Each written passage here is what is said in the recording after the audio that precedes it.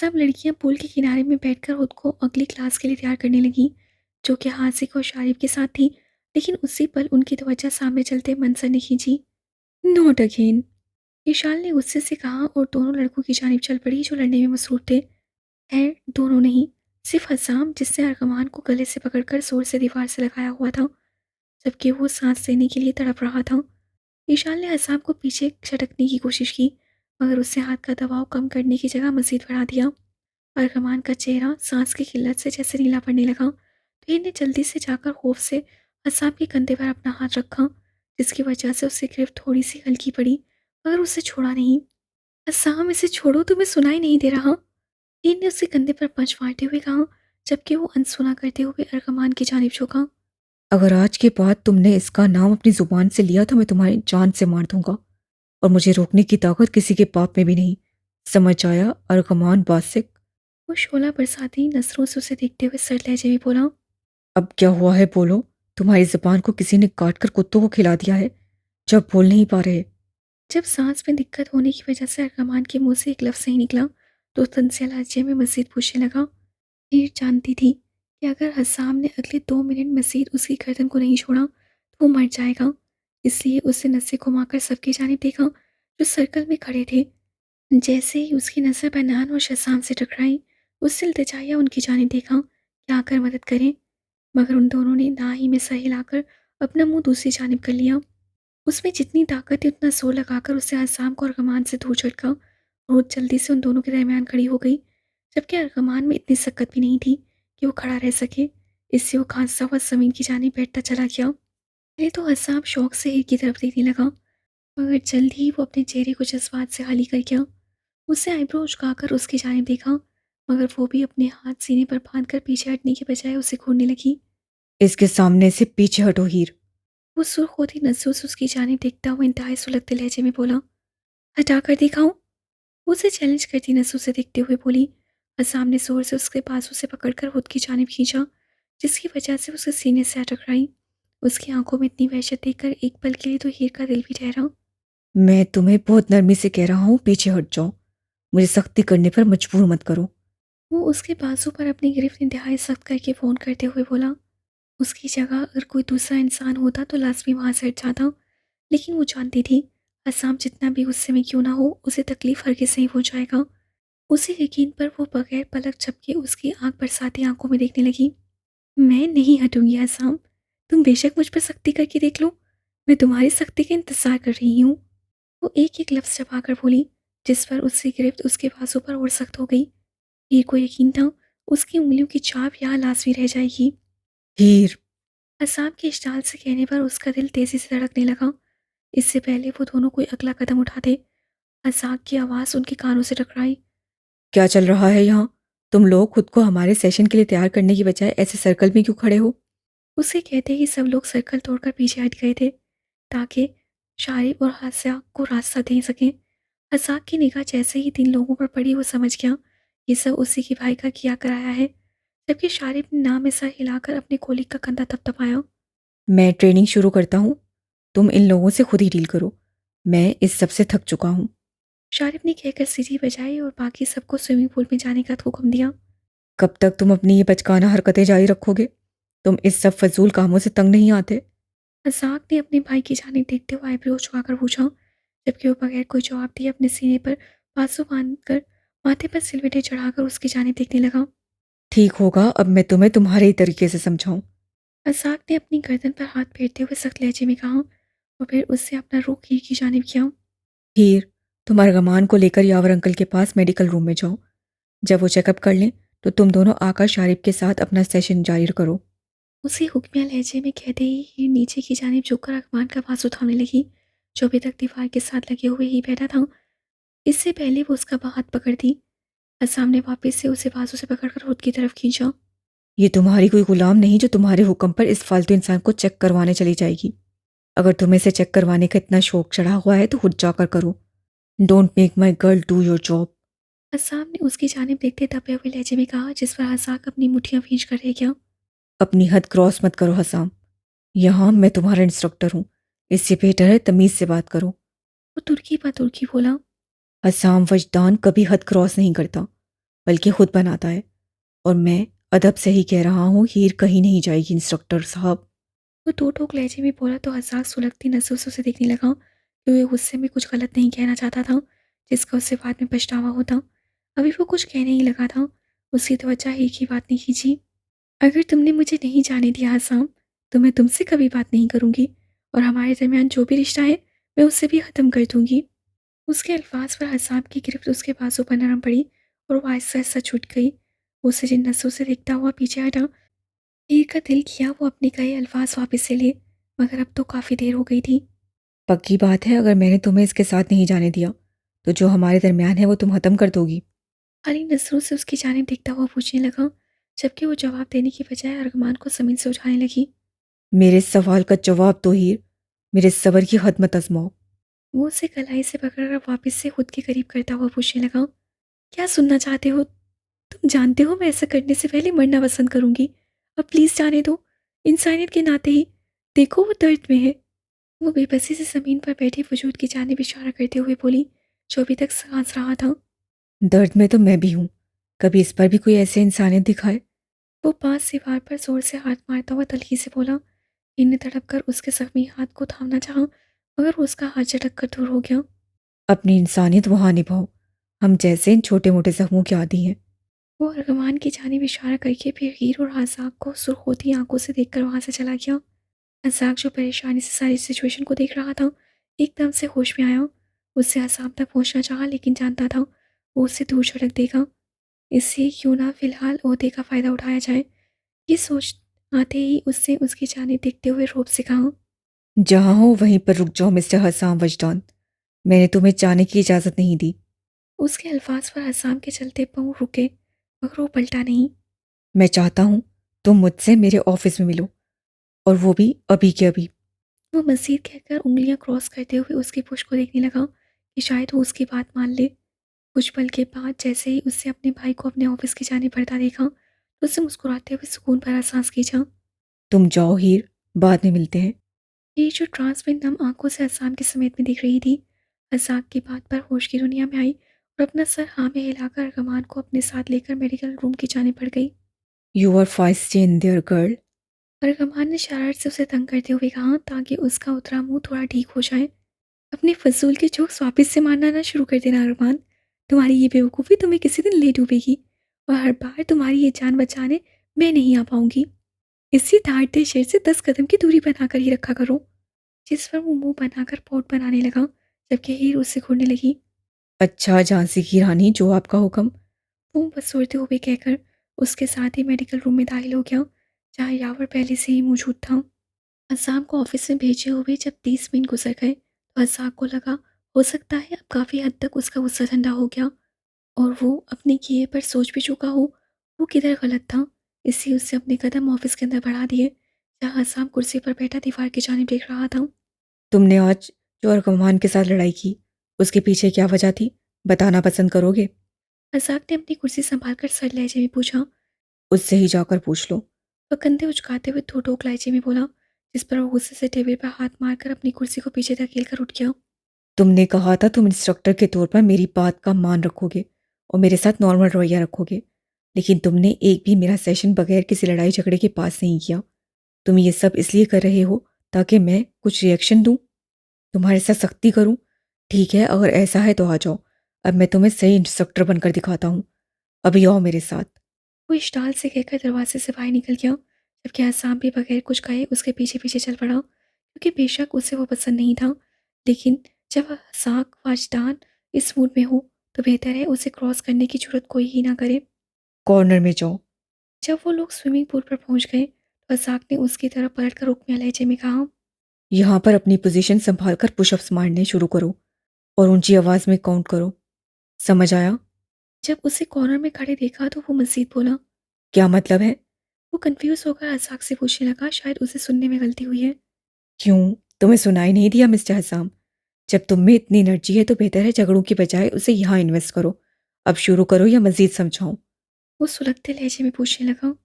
कोई ज़रूरत नहीं, करने लगा हूं मैं। वो दांत पीसता हुआ बोला। करने लगा हूं मैं वॉट? करने लगा हूं मैं सर। पुरतपाक लहजे में कहकर पुशअप्स मारने लगा, जबकि अज़ाक हाँ में सर हिलाकर उसे देखने लगा। हीर अपनी पानी में बनी पोजीशन से अज़ाम और वजदान को आराम से देख सकती थी। 3 घंटे से ऊपर का वक्त हो चुका था और अज़ाक अभी तक अज़ाम से बगैर रुके मुसलसल मुख्तलिफ एक्सरसाइजेस, पुल, पुश, पुशअप्स और सिटअप्स वगैरह करवा रहा था। वो उसके चेहरे पर थकावट के तासुरात देख सकती थी, लेकिन वो जानती थी कि वो कितना ज़िद्दी है, अपनी हार कभी नहीं मानेगा। फिर बेशक अज़ाक उसके साथ सारा दिन ही क्यों ना लगा रहे। एक मज़ीद राउंड के बाद शारिब ने सेशन खत्म होने का ऐलान किया तो सब अपने अपने कमरों में चले गए, लेकिन वो दरवाजे के पास पड़े बेंच पर बैठकर असाम के फारिग होने का इंतज़ार करने लगी ताकि वो उससे बात कर सके। मज़ीद 1 घंटे बाद फाइनली अज़ाक ने असाम को बस करने का कहा तो वो खड़ा होकर अपने बाजू को स्ट्रेच करने लगा ताकि उनमें उठते दर्द से थोड़ी सी राहत पा सके, और फिर उससे अपने कदम दरवाजे की जाने बढ़ा दिए। मुझे उम्मीद है आज जो हुआ है इससे तुमने ज़रूर कुछ सबक सीखा होगा असाम। अज़ाक के अल्फाज पर उससे कदम थमे और उससे पलट कर उसकी जाने देखा। अगर तुम्हें लगता है ये सस्ती एक्सरसाइज करवाकर तुम मुझे झुका लोगे, तो मेरे भाई तुम यहाँ गलत हो, बहुत गलत हो। वो तंसिया लहजे में उसकी आंखों में देखते हुए बोला। तुम ऐसे क्यों हो हसाम? तुम इस हद तक क्यों बदल गए हो? अज़ाक हारे हुए लहजे में नरमी से पूछने लगा। मैं क्यों बदल गया हूँ, ये पूछ रहे हो? ये कहकर अज़ाम ने हुश सा केका लगाया। क्या तुम जानते हो मुझे हज़ाक? आखिर क्या जानते हो तुम मेरे बारे में? वो चलकर अपने भाई के बिल्कुल करीब जाकर पूछने लगा। मैं तुम्हें एक बात बता दूं, मैं वही 17 साल का तुम्हारा लिटिल बॉय नहीं हूँ जिसे तुम सिसकता हुआ एयरपोर्ट पर छोड़कर चले गए थे। उस दिन जब तुमने मेरे ऊपर बाहर जाना चुना तो उसी पल मैंने फैसला कर लिया कि मैं इकलौता हूँ। आज बरसों बाद वापस आकर तुम्हें लगता है तुम मेरे साथ सब ठीक कर लोगे, तो ये तुम्हारी जिंदगी की सबसे बड़ी गलतफहमी है। अगर तुम्हें मेरी इतनी फिक्र और प्यार होता तो कभी मुझे छोड़कर ही नहीं जाते, लेकिन तुम गए हज़ाक, क्योंकि तुम्हारे इस दिल में मेरे लिए इतनी मोहब्बत नहीं थी जितनी मेरे दिल में तुम्हारे लिए थी। आई हेट यू हज़ाक, I really hate you so much. वो सुर्ख होती आंखों से एक एक लफ्ज छपाकर बोला और वापसी के लिए पलट गया। तुम गलत समझ रहे हो हसाम। मैंने तुमसे बात करके माफ़ी मांगने की कोशिश की, लेकिन तुमने कभी मुझे चांस ही नहीं दिया। तुम मुझे एक चांस दो, मैं सब ठीक कर दूंगा। प्लीज़ हसाम, क्या तुम मुझे एक चांस नहीं दे सकते? अज़ाक ने उसके सामने आकर उसका रास्ता रोकते हुए कहा, जिस पर उसने नसीहत भरा केका लगाया, जिस पर दरवाजे के करीब खड़ी हीर के दिल में भी तकलीफ की लहर दौड़ी। 8 सालों से मैं पल पल मरते आया हूँ। बहुत तकलीफ देखी है मैंने। पहले उसका हिसाब दो, फिर तुम्हें मैं खुद को वापस से बर्बाद करने का एक और मौका दूंगा। तब तक के लिए गुड बाय। वो अपने चेहरे पर दिल जलाने वाली मुस्कुराहट सजाते हुए बोला। मुझे माफ़ कर दो हसाम। कसम से मेरा यकीन करो, तुमसे बढ़कर कुछ नहीं है। मेरी जान है तू, मेरे भाई। वो टूटे हुए लहजे में बोला, मगर वो अनसुना करके बाहर की तरफ बढ़ने लगा। जब मामा उठेगी तो वो तुम्हारे बारे में क्या सोचेगी? उन्हें ये सोचकर कैसा महसूस होगा कि उनका लाडला बेटा एक पत्थर दिल, बेरहम और बेहिस इंसान बन गया है, जो अब माफ़ करना भी नहीं जानता। हीर उन दोनों को देख रही थी, उसे समझ ही नहीं आया आखिर एकदम से क्या हुआ है। एक पल पहले अज़ाक असाम के बराबर खड़ा था, जबकि वो दूसरे ही पल ज़मीन बोझ था, और जिसके लब का किनारा फटकर वहां से खून निकल रहा था, वो दूसरी तरफ असाम अपने जख्मी हाथ को हवा में हिला रहा था। यही वजह थी जो कुछ देर पहले मैंने अरमान बासिक से फाइट की थी, क्योंकि उससे मेरी माँ का जिक्र किया था। और तुम जानते हो, उनका जिक्र करने की इजाज़त फैमिली के अलावा किसी को नहीं है। और मेरे लिए तुम भी अब फैमिली का हिस्सा नहीं हो, इससे बेहतर है आइंदा उनका जिक्र करने की गलती मेरे सामने ना करना। ये कहकर वो बगैर मजीद उसकी तरफ देखे बाहर के दरवाजे की तरफ बढ़ गया। एक दिन तुम जान चाहोगे हसाम, मैं गलत था जब मैं छोड़कर चला गया, और उसकी मैं माफ़ी मांगता हूँ। लेकिन अगर वक्त वापस से उसी सिचुएशन पर लाएगा तो मैं फिर से अपना यही अमल दोहराऊंगा। आसिक अपने लबों से खून साफ करते हुए यकीन से बोला, मगर असाम लापरवाह बना दरवाजे से निकल गया। लेकिन वहां खड़ी हीर पर जब उसकी निगाह पड़ी, जो मुंह पर हाथ रख के खड़ी थी, वो उसे देखकर ना में सर हिलाकर रह गया, जैसे वो उससे भी काफी मायूस हो। लेकिन वो बगैर रुके आगे की जाने बढ़ गया, जबकि वो धड़कते दिल के साथ उसकी पुश को देखने लगी। जैसे ही वो नसों से ओझल हुआ, तो वो जल्दी से होश में आकर असाक की जानी भागी, जो तकलीफ से बैठा हुआ था। आप ठीक हो? वो फिक्रमंदी से उसकी जानिब देखते हुए पूछने लगी, जिसके मुंह से खून निकल रहा था। मैं ठीक हूँ हीर, जाओ मेरे भाई के पीछे। उसका हाथ भी काफ़ी जख्मी हुआ है। सुबह दीवार पर मारना और अभी मेरे मुंह पर। प्लीज़ जाकर उसे देखो, वो उससे में कुछ गलत ना करे। वो परेशानी से बोला, आपका काफी खून निकल रहा है, पहले आपको डॉक्टर के पास ले चलते हैं। मैंने कहा। तुम रहने दो, इससे मैं ले जाती हूँ, तुम जाओ हसाम की हेल्प करो। इससे पहले हसाब कुछ कहता, नैना की आवाज़ उसके समातों से टकराई, जिस पर हीर ने हाँ में सा हिलाया और जाने के लिए उठ गई। तुमने कब से हसाम की इन हरकतों को इतना बढ़ावा देना शुरू कर दिया है? मुझसे कोई हक नहीं तुम्हें ऐसे ट्रीट करने का। नैना के अल्फाज हीर के कानों से टकराए, जिस पर वो नाम में सही लाकर अपने लब भींच कर रह गई। उसे यकीन हो गया कि इन लोगों की फैमिली दुनिया की सबसे कॉम्प्लिकेटेड फैमिली है। हसाम जो अपने कमरे में अंधेरा किए विंडो खोलकर स्मोकिंग करने में मसरूफ था, जब कोई दरवाज़ा खोलकर अंदर दाखिल हुआ तो उसके वजूद की खुशबू से ही पहचान गया कि आने वाला कौन है। आने वाले ने कमरे में रोशनी जलाई, मगर वो नजरअंदाज करके अपने काम में जारी रहा। यहाँ से जाओ, मुझे कुछ देर अकेले रहना है। वो सिगरेट का कश लेते हुए गहरी आवाज़ से बोला, जबकि वो जाने के बजाय उससे करीब आ गई और उसके मुंह से सिगरेट निकालकर उससे विंडो से बाहर फेंक दी। आज ये जरूरत की है, आइंदा मत करना। वो उसके बालों में अपनी उंगलियां फंसाकर उसे खुद के करीब करके सर लहजे में बोला, और फिर झटके से उसे खुद से दूर करके वापस से सिगरेट सुलगाने लगा। तुम पीना छोड़ दो, मैं जुर्रत करना छोड़ दूंगी। वो वापस से सिगरेट छीनते हुए एक एक लफ्ज चबाकर बोली। अपनी हद में रहो हीर, वरना मैंने हद दिखाई तो तुम्हें काफी दिक्कत हो जाएगी। वो उसके गले पर अपना हाथ रखकर उसकी ब्राउन आंखों में देखते हुए एक एक लफ्ज चबाकर बोला था, तुमने जो करना है प्लीज करो, मगर ये मत पियो, इससे काफी खतरनाक बीमारी लग सकती है। वो इल्तिजाया बोली। तुम्हें मेरी फिक्र करने की जरूरत नहीं है। जाकर अपने सरहज़ाक की फिक्र करो, या उस चपरासी अर्गमान की। वैसे भी मुझसे ज्यादा अहम तो तुम्हें वही लगे थे। अब जाओ, जाकर इंसानियत दिखाओ। वो उसी गर्दन पर दबाव बढ़ाते हुए इंतहाई तल्खी से बोला, मगर फिर झटके से उसे छोड़कर बेड पर जाकर बैठ गया। जबकि वो अपनी सांस बहाल करने की कोशिश करने लगी, उसने दराज से फर्स्ट एड बॉक्स निकाला, जो कि वहाँ मौजूद हर स्टूडेंट के कमरे में मौजूद था।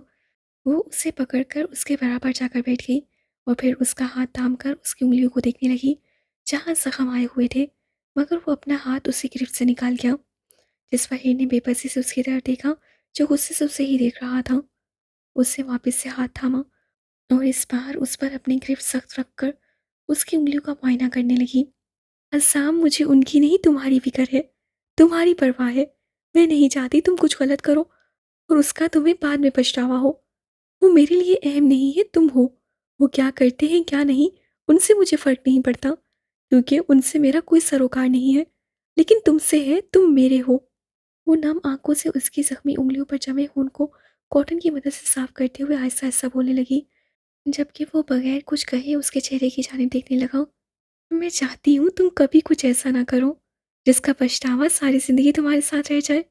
जब जख्म साफ हो गया तो वो उसके हाथ को अपने मुंह के करीब ले जाते हुए मज़ीद बोली, और फिर आहिस्ता आहिस्ता एक एक उंगली को अपने लबों से छूने लगी, जिस पर हसाम ने हैरत से उसकी तरफ देखा। साथ ही उसके दिल ने एक बीट मिस की। तुम ये क्या कर रही हो? वो उसकी तरफ देखता हुआ नासमझी से पूछने लगा, किसी साहब far better cure than any medicine. पेट ने उसकी लास्ट उंगली पर अपने लफ रखते हुए उसे ऐसे बताया जैसे ये दुनिया की सबसे खास बात थी। वॉट? ऐसे एक्टिंग करो जैसे तुमने इस थ्योरी के बारे में पहले कभी नहीं सुना। वो उसके हाथ पर बैंडेज लगाते हुए बोली, जिस पर वो नाम में सही लाकर मुस्कुराने लगा। उसे वो बिल्कुल पागल लगी, लेकिन उसका एक अपना अनोखा अंदाज था, जिसकी वजह से वो उसे पिछले 15 मिनट से भी कम वक्त में स्माइल करने पर मजबूर कर गई थी। वो फर्स्ट एड बॉक्स में चीज़ें वापस रख कर जाने के लिए वहाँ से उठ गई। तुम्हें आराम करने की ज़रूरत है, वैसे भी आज का दिन तुम्हारे लिए काफ़ी सख्त था। वो उसकी तरफ देखते हुए परेशानी से बोली। हीर, मैं जानता हूँ जो कुछ तुमने देखा तुम उसके पीछे की वजह जानना चाहती हो, लेकिन मैं अभी बताने के लिए तैयार नहीं हूँ। वो हेडबोर्ड से पुश लगाकर उसकी आंखों में देखता हुआ बोला, असाम, कोई बात नहीं, मैं यहाँ कोई इन्फॉर्मेशन निकलवाने या राज जानने नहीं आई हूँ। अगर मुझे जानने होते तो मैं तुमसे ये सवाल भी कर सकती थी कि तुम वर्नाडो क्यों बने, ब्राज़ील में जो कुछ हुआ वो क्या था। लेकिन मैंने आज तक नहीं पूछा, क्योंकि मैं चाहती हूँ तुम खुद बताओ, अपनी मर्जी से, अपनी खुशी से। असाम, मैं यहाँ इस कमरे में सिर्फ तुम्हारे लिए आई हूँ, क्योंकि जब तुम तकलीफ में होते हो, हट मैं भी होती हूँ। मैं जानती हूँ तुम्हें कोई सालों पुरानी बात तंग कर रही है, लेकिन मैं तुमसे नहीं पूछूंगी कि वो क्या है। जब तुम बताने में कंफर्टेबल महसूस करोगे खुद ही शेयर कर लोगे।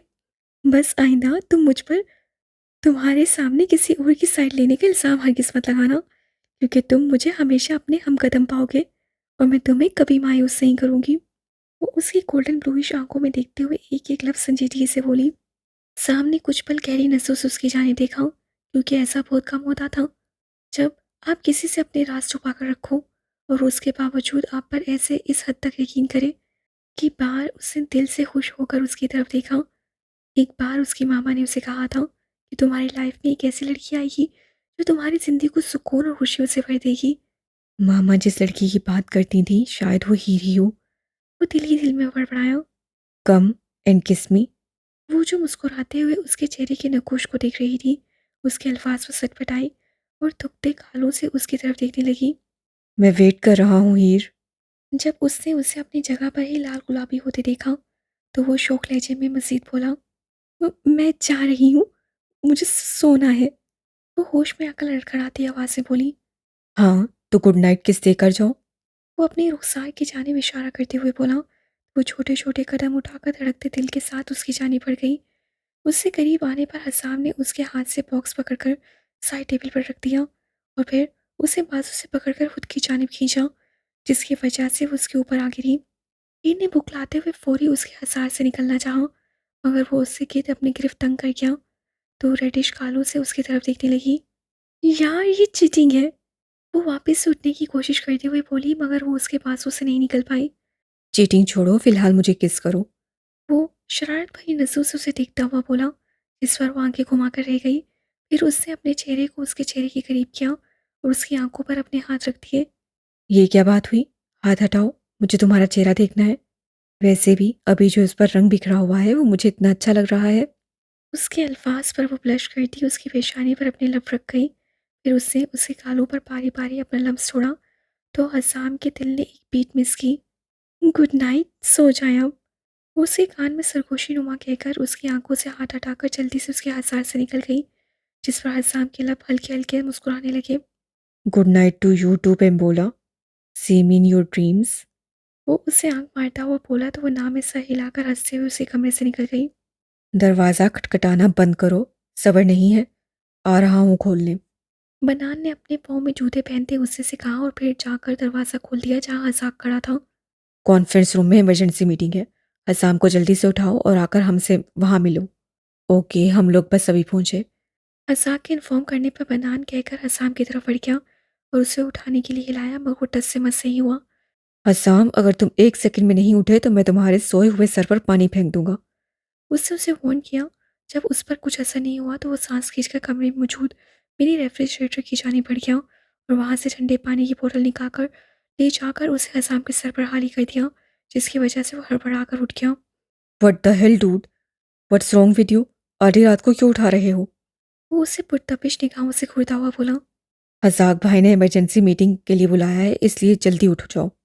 वो कंधे उचकाकर कहता कमरे से निकल गया, जबकि उसने भी बेड से उठकर टॉवल से अपने बाल खुश किए और जल्दी से ड्राई शर्ट पहनकर कॉन्फ्रेंस रूम में चला गया, जहाँ फैमिली के मेंबर्स के अलावा सिर्फ शाहसाम और सोहान शामिल थे, क्योंकि उनकी फैमिली उन लोगों के बहुत ज़्यादा करीब थी।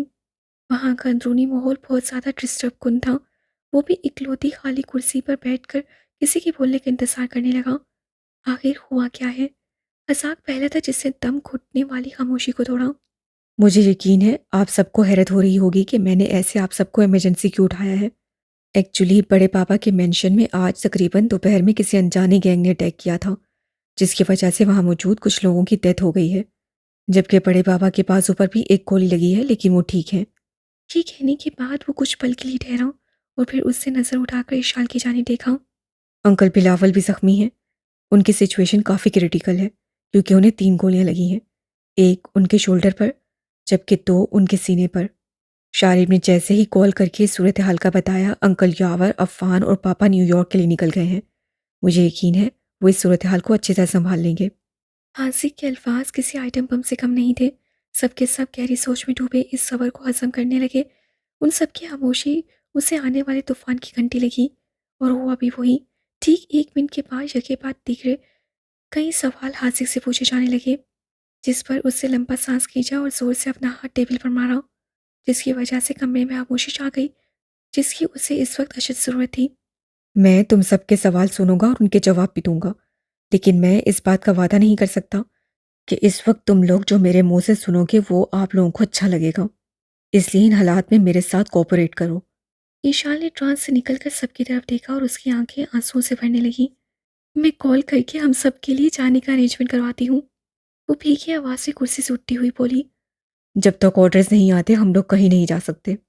आसिक ने उसकी तरफ देखते हुए कहा तो विशाल जो कुछ देर पहले बेबसी की इंतहा पर थी उससे जगह गुस्से और शिद्दत पसंदी ने ले ली। तुम्हें लगता है मैं यहाँ आराम और सुकून से रहूंगी जब वहां बिस्तर पर मेरे पापा जिंदगी और मौत की जंग लड़ रहे हैं? तुम्हें लगता है कसन? वो उसी गहन आंखों में देखती आग बगोला होकर पूछने लगी। ये बहस करने का वक्त नहीं है इशाल। बगैर ऑर्डर्स के वापस जाना नुकसानदेह है। एक गलत कदम ना जाने कितने लोगों की जान को खतरे में डाल देगा, जो मैं होने नहीं दूंगा। इस वक्त तुम सब लोग मेरी जिम्मेदारी हो और मैं तुम्हें यहाँ से जाने की इजाज़त नहीं दूंगा। इसके लिए फिर बेशक मुझे तुम्हारे हाथ पांव क्यों ना बांधने के रखने पड़े, वो भी मैं करूंगा। वो आदमी लहजे में बोला, मैं जाऊंगी हसाक, बेशक फिर इसमें तुम्हारी रजामंदी शामिल हो या ना हो। वो अपनी आंखों से निकलते आंसू को अपनी हाथ की पुर्ज से बेदर्दी से रगड़ती पुरतपाक लहजे में कहकर वहां से चली गई। उससे दरवाजे में खड़े दो गार्ड्स को उसको फॉलो करने का इशारा किया और फिर उससे अपना रुख सबकी जानिब किया। कोई सवाल? जब किसी ने सवाल करने की जरूरत नहीं की तो उसने सबको अपने कमरे में जाने का हुक्म दिया और उधर अपनी आंखें बंद करके कुर्सी के साथ अपनी पुश लगा गया। कुछ पल बाद उसने आंखें खोली ताकि कॉफ़ी पी सके, पर हसाम को उधर ही बैठा देखकर उसे हैरत हुई और वो जल्दी खुद को कंपोज करके कॉफ़ी का सिप भर गया। बोलो हसाम, मैं सुन रहा हूँ। हसाक समझ रहा था कि वो कुछ कहना चाहता है, इसलिए कॉफ़ी मग टेबल पर रखकर संजीदगी से बोला। तुम्हें नहीं लगता ये अटैक अंथैनियों ने करवाया है? उसका इतना नुकसान हो गया हमारी वजह से। इसके पीछे उसका भी तो हाथ हो सकता है। वो उसकी तरफ देखता हुआ बोला। नहीं, ये तो मुश्किल है, क्योंकि वो तो पुलिस के कब्जे में है इस वक्त। तुम तो इस बारे में बेहतर जानते हो। ये कैसे हो सकता है? वो आईब्रो उचकाकर बोला। तुम शायद भूल रहे हो, वो माफिया से है। पुलिस के अंदर जितने उसके ताल्लुकात होंगे उतने किसी दूसरे के कम ही होंगे। तुम ठीक कह रहे हो। खैर, जो लोग हमला करने आए थे उनमें से कुछ हमारे कब्जे में है। सच निकल आएगा सामने जल्द ही। वो हसाम की तरफ दिखता हुआ बोला जो उसके सामने पड़ा उसका कॉफ़ी का मग पकड़कर उसमें से कॉफ़ी पी रहा था। ऐसे एक दूसरे की चीज़ खाना उन दोनों की बचपन की आदत थी। जिंदगी में चाहे कुछ भी उतार चढ़ाव आए, लेकिन बाज़ आदतें इंसान अपनी कभी नहीं बदलता। लेकिन मैं यकीन से कह सकता हूँ ये उसी के लोग होंगे, क्योंकि ब्राज़ील में अंकल बिलावल भी मेरे साथ थे और उन पर यह हमला ज़रूर कुछ तो लिंक है। वो मग टेबल पर रखता हुआ पुरयकीन लहजे में बोला। बाबा लोग सब गए हैं, वहाँ सारी इन्फॉर्मेशन निकलवा लेंगे, तुम जाकर आराम करो। वो उसके सामने से मग उठाकर अपने लबों से लगाता हुआ बोला। हम्म एक बात और, तुम्हें नहीं लगता तुम कुछ ज़्यादा ही शाल के साथ सख्त हो गए थे? वो उसकी जानिब देखता हुआ पूछने लगा। ये कौन कह रहा है? वो जिसने उसे अपनी ज़िंदगी से निकाल दिया है। तुम वो वाहिद इंसान नहीं हो जिसने उसके साथ अजनबी जैसा सलूक किया है। उसकी गलती क्या थी? बस इतनी कि उसने तुम्हारे भाई का साथ दिया। आसक के अल्फाज बेशक हार्श थे, लेकिन वो उसे उसकी गलती का एहसास दिलाना चाहता था। लेकिन वो उसकी बात सुनकर नाम में सा हिलाकर मुस्कुराया, क्योंकि वो अपने भाई के सवाल के बदले सवाल करने की हॉबी से बहुत अच्छे से वाकिफ था। तुम्हें जब भी किसी की मदद की ज़रूरत पड़े तो मैं यहाँ ही हूँ। मैं गलत था। मुझे तुमसे तुम्हारे एक्शन के बारे में सवाल नहीं करना चाहिए था। वैसे भी ये तुम्हारी ड्यूटी है, तुम बेहतर जानते हो तुमने उसे कैसे हैंडल करना है। और रही मेरी और इशाल के ताल्लुक की बात, तो it's none of your damn business. वो एक एक लफ्ज़ चबाकर कहता वहां से निकल गया, जबकि आसक अपना सर हाथ में पकड़ कर रह गया, क्योंकि अभी तो शुरुआत थी और कल का दिन और भी हार्ड होने वाला था, क्योंकि वो अकेला इन आफत के पुतलों में फंस कर रह गया था। फिर वो सांस खींचकर उठकर सिक्योरिटी टीम के साथ मीटिंग करने चला गया। कि जब से कैंप में आई थी वो हमेशा सुबह सबसे आखिर में उठती थी, वो भी शाल के उठाने पर या उसके रूम में होती खटर पटर की आवाज़ सुनकर। लेकिन आज वो खुद ही उठ गई और रूम में ज़रूरत से ज़्यादा खामोशी देखकर उसके दिल को कुछ हुआ। और वहाँ इशाल भी नहीं थी। वो जल्दी से फ्रेश होकर ब्रेकफास्ट करने कैफेटेरिया की जानी पड़ गई ताकि वहाँ से सबसे मिल सके। लेकिन उसे भी मुकम्मल तौर पर हाली पाकर उसे यकीन हो गया कि पक्का कुछ तो गलत है। गुड मॉर्निंग, क्या मैं आज ज़रूरत से ज़्यादा लेट हूँ? वो कुक से नर्वस होकर पूछने लगी।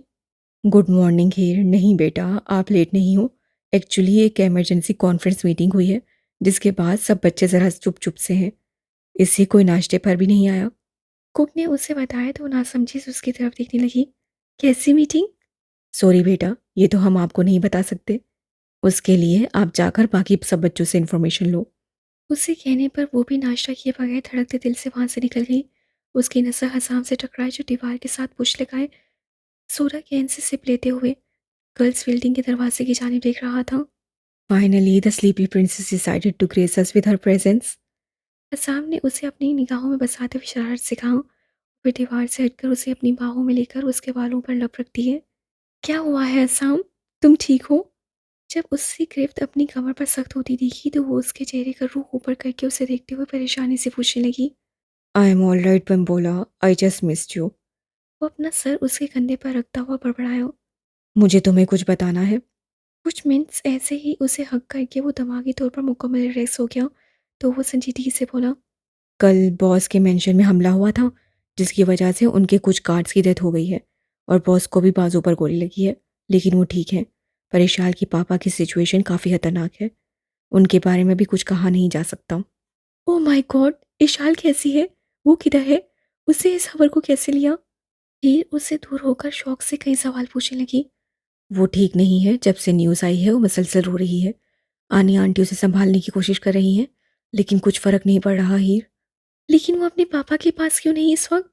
हीर ने तकलीफ से पूछा, क्योंकि वो खुद इस दर्द से बाखूबी वाकिफ थी। हाज़क का हुक्म है, वो कहीं नहीं जा सकती जब तक ऊपर से ऑर्डर्स नहीं आते। व्हाट? ये नाइंसाफी है, तुम लोग ऐसा नहीं कर सकते। तुम जानते हो ना, उसके बाबा ही उसके लिए सब कुछ है। प्लीज कुछ करो, जाकर अपने भाई को मनाओ। वो उसकी तरफ देखते हुए गुस्से से बोली।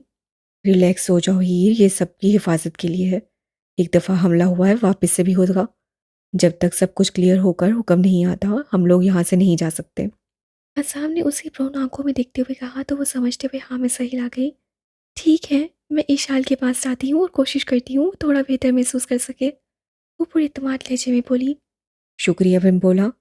वो उसकी पेशानी चूमकर वहां से चला गया, जबकि वो भी हैवी दिल के